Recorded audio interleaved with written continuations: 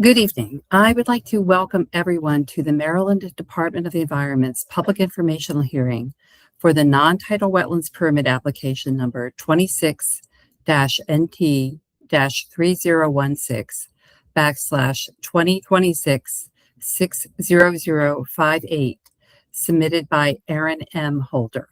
My name is Amanda Sigalito, and I am the Chief of the Non-Tidal Wetlands Division at the Maryland Department of the Environment. And for the rest of the evening, I will refer to it as the department or MDE. I will be the presiding official for this evening's public informational hearing. Also in attendance with me from the department this evening is Matt Radcliffe, who's Western Region Chief of the Non-Tidal Wetlands Division, and Pavla Delnasahu, who is Project Manager, Western Region Non-Tidal Wetlands Division. I would like to thank everyone for taking the time to participate in the public comment process. It is the responsibility of my office to evaluate applications that propose impacts to non-tidal wetlands and the non-tidal wetland buffer. The department's authority is found in Subtitle 9 of the Environment article. Each application received through our regulatory program has specific and unique issues and impacts that must be considered in relationship to weighing the potential benefits and detriments of the project. The department is neither a proponent nor opponent of any project. The logistics for this evening's hearing are as follows. I will make a few opening remarks about the purpose of the public informational hearing and briefly list the proposed impacts. I will then call on the applicant or the applicant's representative for their statement regarding their project. After these required presentations, the department will facilitate public statements by first calling on any elected officials or their representatives to make a statement. I will then call on those of you who indicate that you wish to speak. It is not necessary to read a statement to make it part of the official record. Written comments will also be accepted and receive the same consideration as any oral statement. In fact, for accuracy, if you have a letter to read into the record, I suggest you also provide us with a copy of the letter via email or regular mail. We do not permit cross-examination of the speakers during or after their presentations, but you may pose questions as part of your statement for our consideration in our permit evaluation. Please note that we will not be responding to questions or comments posed this evening. This venue is for the department to hear and record your public comments. The public informational hearing is being recorded, and the recording will be used to facilitate the final permit decision. At this time, I would like to acknowledge any elected officials or their representatives who may be present here this evening. If you are an elected official or representing an elected official, please raise your virtual hand now to be recognized.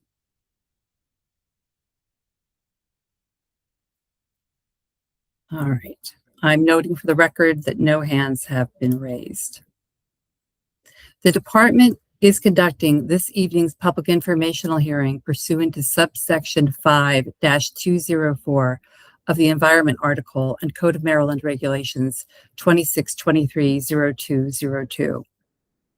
The purpose of this public informational hearing is for the applicant to present an analysis of impacts that may be associated with the proposed activity. I would like to emphasize that the purpose of this hearing is to consider the application pending before the department. There may be a number of additional concerns related to issues that are beyond the scope of this particular hearing and the non-tidal wetland division's regulatory authority. I would like to have this hearing remain focused on the proposed project and specifically the proposed impacts to regulated resources. This public informational hearing is for the non-tidal wetlands permit application number 26-NT-301/2026/60058 submitted by Aaron M. Holder. The project involves after-the-fact impacts associated with the construction of a new driveway. The project permanently impacts 200 square feet of forested non-tidal wetland and 615 square feet of the 25-foot non-tidal wetland buffer. The project is adjacent to an unnamed tributary to Bear Branch. Mitigation is required at a 2-to-1 impact ratio for all permanent non-tidal wetland impacts. The applicant proposes to purchase wetland mitigation credit from the Even Flow Mitigation Bank or another approved mitigation bank. The project is located on Mount Ephraim Road, adjacent to 1721 Mount Ephraim Road, Adamstown, Maryland, 21710. I will now ask the applicant to provide a brief presentation of their proposed project. Would the first speaker introduce himself, please?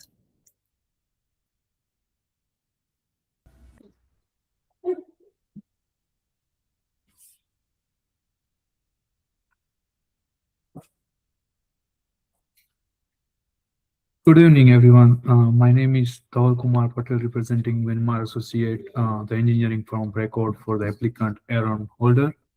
The matter before you is an application for forested non-tidal wetland permit to authorize an existing driveway accessing tax map 110. Property is located at 1721 Mount Ephraim Road, Adamstown, Maryland 21710. This property client Aaron Holder has constructed the driveway and entrance which disturbed the 200 square feet of forested non-tidal wetland and 615 square feet of 25 feet non-tidal wetland buffer. And we have also applied to the Frederick County, and we got all the permit from the Frederick County as well. So the purpose of this application to MDE jurisdiction is to mitigate the disturbed wetland area through MDE approved banks such as event flow mitigation bank, ensuring that established ecological nexus within the watershed. So I want to go further to the slide. Next slide. I think I can control. Yeah, so this is a vicinity map property, as I said, located on 1721 Mount Ephraim Road, Adamstown, Maryland 21710. And next slide. So this is a, if you see on your left side on the corner, this is an approved Frederick County plan for the driveway where we have a stormwater management and stuff like that. I mean, I can go back about in details, but if you see the red area, which is what the mark disturbed because of the constructing this driveway and the driveway entrance. Now, what I would like you to know is that this property is located in a particular way that because of that, there is only one location where we can access the driveway through Mount Ephraim Road because of the three side of this property is also surrounding by the neighbor property, and that is another reason why there is a driveway access only at the particular location. If I can go to the next slide, this is just a zoom area about the disturbed location, and you can see it is a 200 square feet of permanent forested wetland, and then 615 it's 25 feet buffer. Now, if you can see on the south side of this entrance, there is existing culvert. It is non-disturbed. It is existing as condition it was before. And on the north side, now the one of the reason that like the driveway location is right here is because of, like, you know, as I said, mentioned on my previous slide, is the location of the property and the way the layout is. And it's kind of it's only practical location there where we can have a driveway to access this property. If I have a next slide. This is a MDE impact sheet that we have submitted to the MDE for the review, and we just, like, you know, described what has disturbed permanently wetland and wetland buffer, and it's just impact sheet. Now, I just want to make sure, also want to add is to satisfy this MDE strict no loss policy, what we can do is, because there is no other alternative solution to without disturbing the wetland, to put the driveway here. So we have to like get the mitigation bank, and which is like 2-to-1 based on forested non-tidal wetland wetland policy. And I guess yeah, I think that's from my side. Yeah.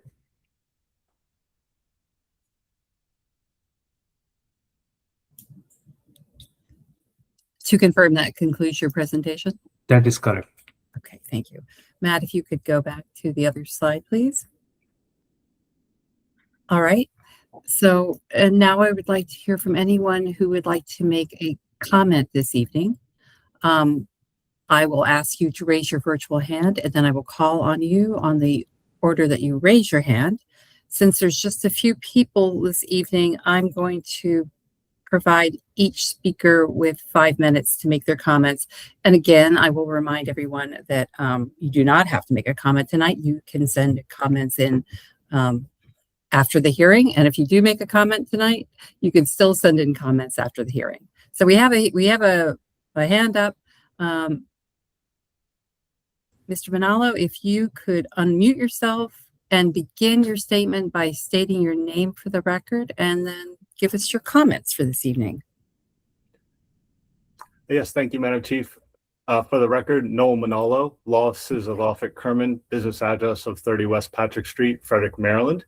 Here on behalf of my client, Stronghold Incorporated. Stronghold Incorporated, I believe, also has two representatives that are also on the call, Mr. John Webster, who's the president, and Mr. Thompson, park manager. So appreciate the opportunity to participate and to offer these comments into the record on this matter. And again, thank you for the opportunity. I wanted to first state, again, Stronghold Incorporated is, of course, the nonprofit owner and steward of Sugarloaf Mountain and the surrounding 3,400 approximately acres surrounding Sugarloaf. And inclusive of that is the properties that surround on three sides, the subject property of this application, Mr. Holder's property. So we are the surrounding property owner on three sides. And again, I would also reference the letter that Stronghold submitted dated April 13th, 2026. And as well, the letter that I submitted on behalf of Stronghold dated June 6, 2026. So if those would be noted, and hopefully you've had a chance to review or will review as you deliberate on this. So I'm going to sort of summarize what's been brought up in those letters, just kind of with the highlights on it, to give you Stronghold's perspective and Stronghold's comments on this application. I'm not sure if Mr. Webster or Mr. Thompson will offer some more facts as far as how they learned of this. So I'm going to mostly focus on the application itself and sort of the things that I've noted, at least in my letter dated June 6th, as it relates to this application. So as best that I'm analyzing this, and based on what I've seen in the files, I'm looking most specifically at Maryland Code Annotated Environmental Article Section 5-907 as it relates to MDE and specifically the non-wetland permitting process, and sort of the criteria and the rationale in which you grant permits under those provisions. And within that, there's a requirement to look at purpose and need, alternative site analysis, and alternative design analysis. And I would just state in our comments to the record, we don't really see where there is a purpose and need insofar as the subject property is unimproved. And based on the information that we've been able to ascertain, there is no residence, there's no building permit, there's no open application to construct the residence. As far as we know, there's no well or septic or other health department findings as it might relate to percolation testing for wells and that sort of thing. So, when we're talking about impacts to the non-tidal wetlands, I believe under the applicable statutes, there is an analysis as to whether there is a purpose and need. And if in fact this is just sort of unimproved property, we fail to understand what the purpose and need would be to insert this driveway into the non-tidal wetland area. As far as alternative site analysis, let's just say, for sake of argument, that the facts might establish that there are a purpose and need to impact the non-tidal wetlands, then we would question as to how robust the alternative site analysis was, when in fact, again, to my knowledge, to my client's knowledge, we were not approached by the applicant or their consultants and or in consultation with MDE as it relates to alternative site, alternative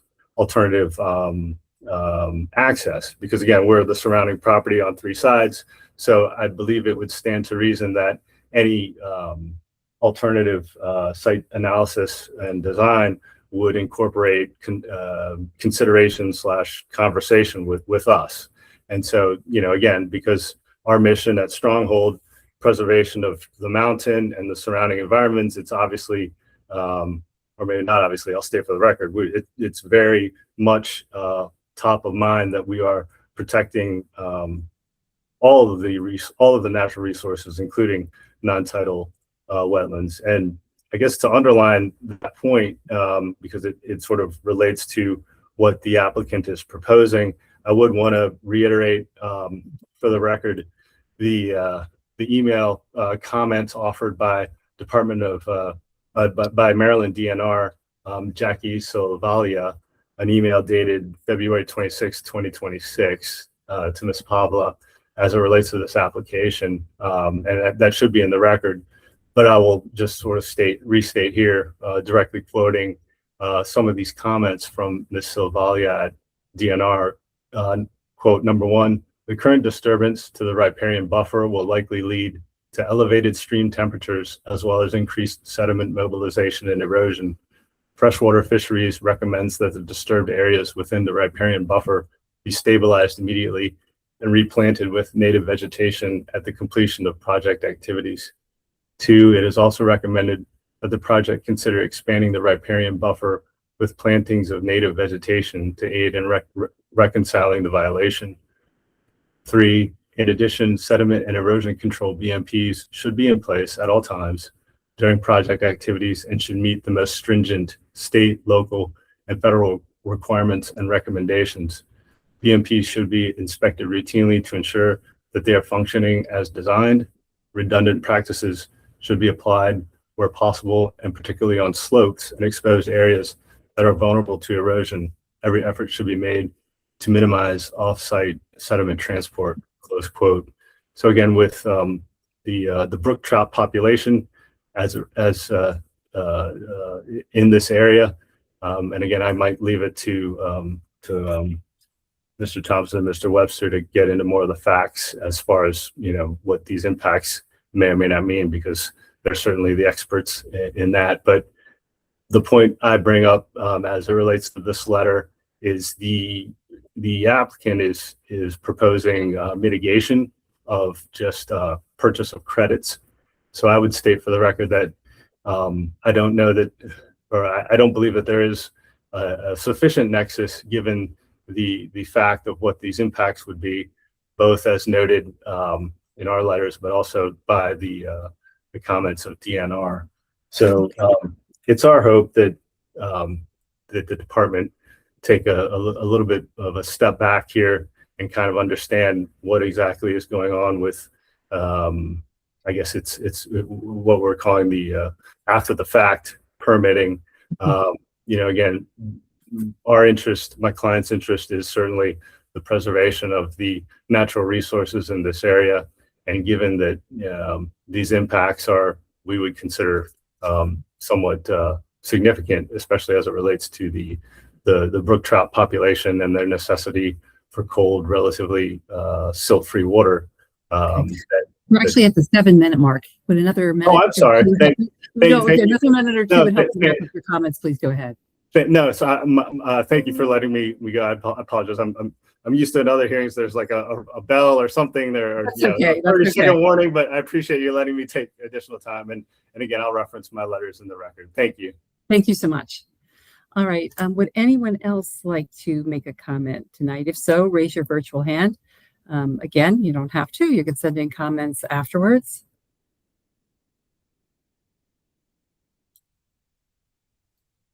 All right. I am not seeing any hands raised. There we go. All right.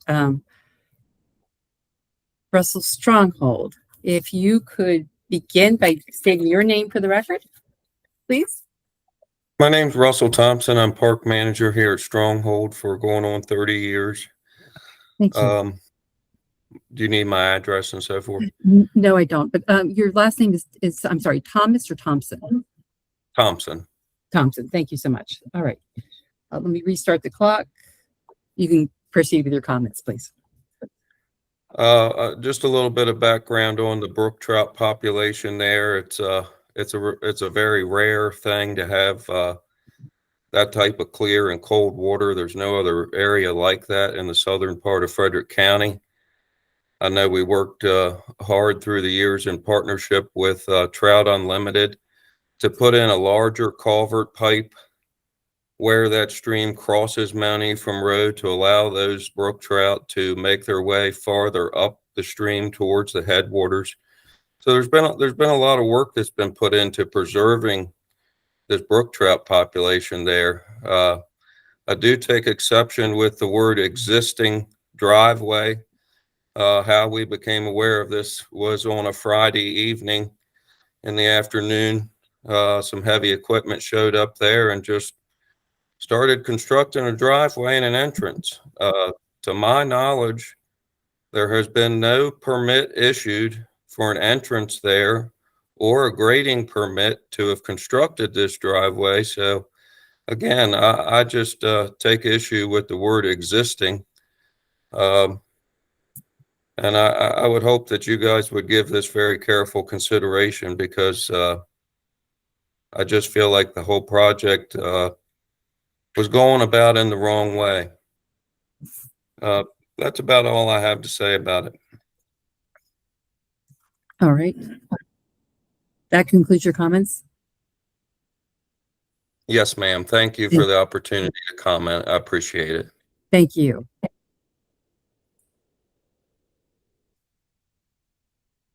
All right. Anyone else?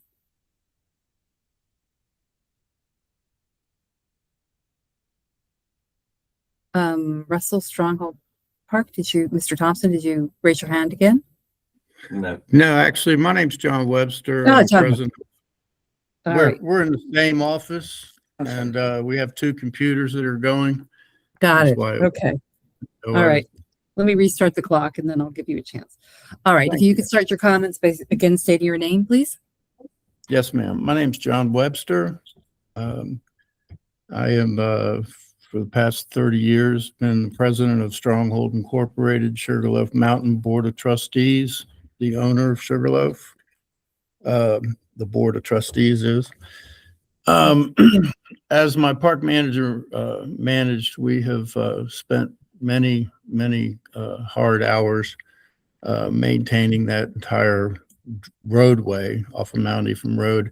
And this, as he stated, we were there one evening and we saw that some construction had begun. I came back the next day and there was a bobcat with a hydraulic chisel, and they had already gone across the wetlands and destroyed those and began to chisel through what is a 40 to 60 foot rock break at a 40-degree angle. It's basically straight up. The potential runoff that will be experienced on this slope is going to be enormous, especially during the summer or the winter time when we have a lot of snow, which is going to travel right across into the stream, which is on the other side of Mount Ephraim Road, of which does carry quite a lot of water. We have had people in the past that have encroached on that stream, and the county and the state had responded, and we do appreciate their hard work. We also appreciate this time to voice the fact that, as Russell stated, there was no permit. It was just work that began, and it seems that now we're taking a step back, and I'm kind of confused about the credits of Wetland, whether or not that gives him permission to continue. It seems that he's being mentored forward after a violation of disturbing the land without a permit. So I do appreciate the time and look forward to hearing what the response is. Thank you. Thank you. That concludes your comment. Yes, ma'am. Thank you. Thank you very much. All right. Anyone else like to make a comment this evening?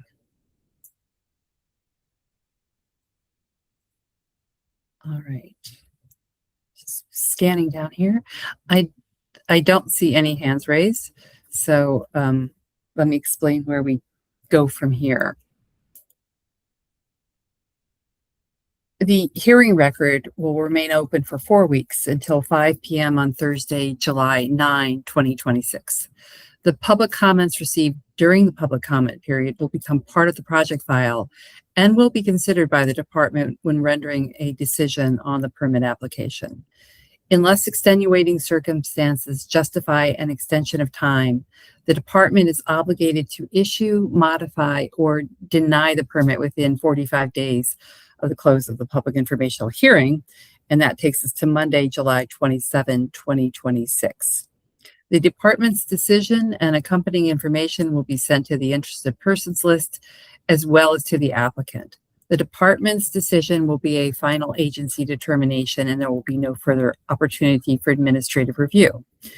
However, any person with standing who is either the applicant or who participated in the public participation process through the submission of written or oral comments may petition for judicial review in the circuit court in Frederick County.